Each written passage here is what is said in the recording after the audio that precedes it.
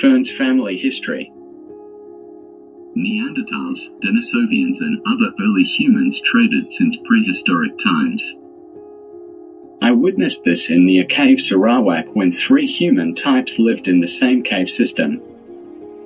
See my YouTube story on the caves.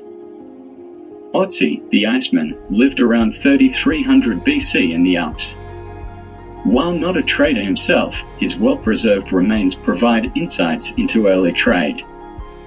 Items found with him, such as a copper axe and flint tools, suggest that trade networks existed, facilitating the exchange of materials over long distances.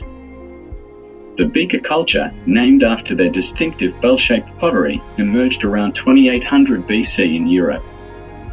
They were known for their long-distance trade networks, which included the exchange of copper, gold, and other goods across Europe and into North Africa. Chinese traders were pivotal in the development of the Silk Road, which connected China with the Middle East and Europe. From around 200 BC to 1500 AD, they traded silk, tea, porcelain, and other goods.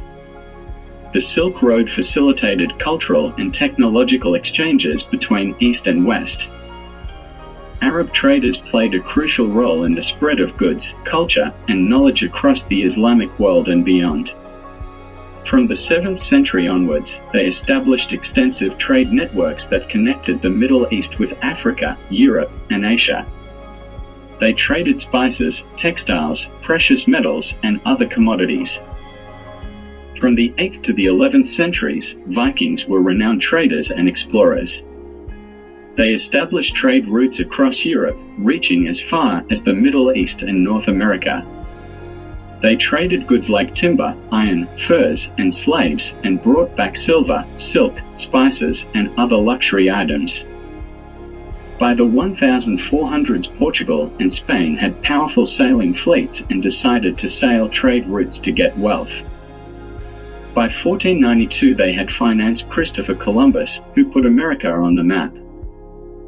While Vasco da Gama 1497 was the first to reach India. Magellan commanded the first fleet to sail around the world in 1521. They went around the Horn, South America, to China and back home. This opened the prospect of getting riches from the South American continent, Asia, and Pacific Islands. The first trade routes were to Africa, where they gained timber and precious metals. A successful and lucrative trade for the Vikings, Spanish, and Portuguese was in slaves. At one time 10% of the population of Lisbon were African slaves. They went on to India and Ceylon, now Sri Lanka. Then to China and the Pacific Islands. They got spices, fine woven cloth like Indian saris, silk and pottery from Japan and China. Sugar cane was brought to Portugal and the canes were processed at Madeira for sales to other countries in Europe. Spices and tea from Asia were always a very profitable commodity.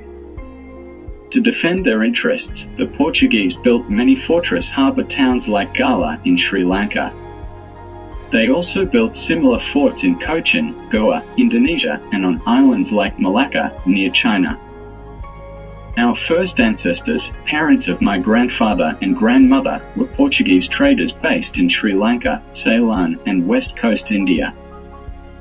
There are Fernandez gravestones in small Catholic church graveyards in Sri Lanka and more at Cochin, so I guess a part of my family may have lived in southern India and were wealthy.